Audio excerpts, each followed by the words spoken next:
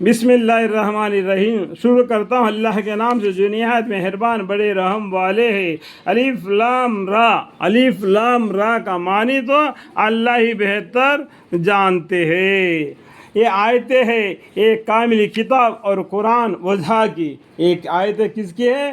قرآن کی آیتیں ہیں، لیکن یہ مطلب اللہ کے یہاں پر جو لوح محفوظ ہے اس میں سے نکلی ہوئے آیتیں ہیں۔ لوح محفوظ کو پاک فرشتوں کے علاوہ کوئی ہاتھ نہیں لگا سکتا ہے۔ ایک قرآن کو تو جو دکان میں بکری ہوتی ہے ہر آدمی کوئی بھی خرید کر اس کو پڑھ سکتا ہے۔ اس کا کیا بکری ہوتا ہے قرآن تو کوئی بھی خرید لیتا ہے۔ اس کو کیا معلوم ہے پاکی کیا ہے، غسل کیا ہے، وضو کیا ہے، کیا معلوم ہے، سجدے کیا ہے، کیا معلوم ہے؟ نہیں معلوم ہے نا، تو ایسا ہی پڑھ لے جائے گا۔ ٹھیک ہے، اس کا کہنے کا مطلب ہے کہ میں بتایا تو آگے بڑھ کر بات چیت کیا تھا۔ ٹھیک ہے، یہ آیتیں ہیں ایک کامل کتاب اور قرآن کی وجہ کی۔ کافی لوگ بار بار تمنا کریں گے کہ کیا خوب ہوتا اگر وہ مسلمان ہوتے۔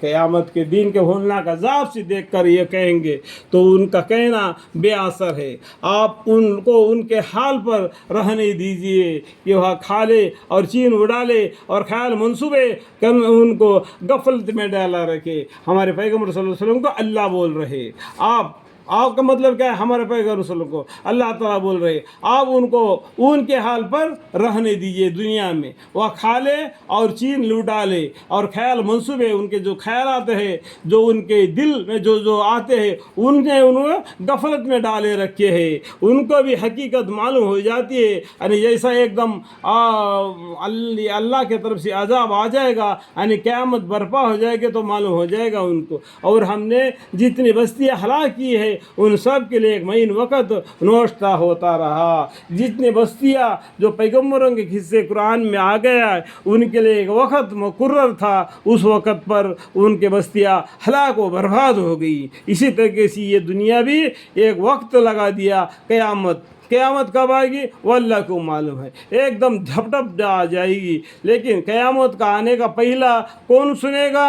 اونٹوں کا جو گھر ہے نا اس کو لیپنے والا قیامت کا آواز کو سب سے پہلا وہ سنے گا۔ ٹھیک ہے، کوئی امت اپنی میعاد مقرر سے نہ پہلے ہلاک ہوئی ہے اور نہ پیچھے رہی ہے، یعنی ہر امت کے لیے ہلاک ہونے کا ایک وقت مقرر ہے۔ اور ان کفار نے یوں کہا کہ اے وہ شخص جس پر قرآن نازل کیا گیا ہے تحقیق تو مجنون ہو۔ دیکھو پیغمبر کے لیے یہ کیا کہہ رہے؟ ایک دیوانہ کہہ رہے، مجنون ہو۔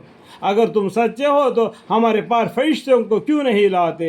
جب فرشتے آتے تو ان کا کام ہی پورا ہو جاتا۔ فرشتے کب آئیں گے؟ قیامت کے دن آئیں گے، تو فرشتے آئیں گے تو پورا قصہ ختم ہو جائے گا۔ ہم فرشتوں کو صرف فیصلہ ہی کے لیے نازل کیا کرتے ہیں اور اس وقت ان کو مہلت بھی نہ دی جاتی۔ ہم نے قرآن کو نازل کیا، اللہ تعالیٰ نے اس قرآن کو نازل کیا اور اس قرآن کا بھی محافظ اللہ ہی کریں گے اور ہم اس کے محافظ ہیں۔ اللہ اس قرآن کو نازل فرمائے، اس قرآن کا حفاظت بھی اللہ ہی کریں گے۔ اِنَّا نَحْنُ نَزَّلْنَا الذِّكْرَ وَإِنَّا لَهُ لَحَافِظُونَ۔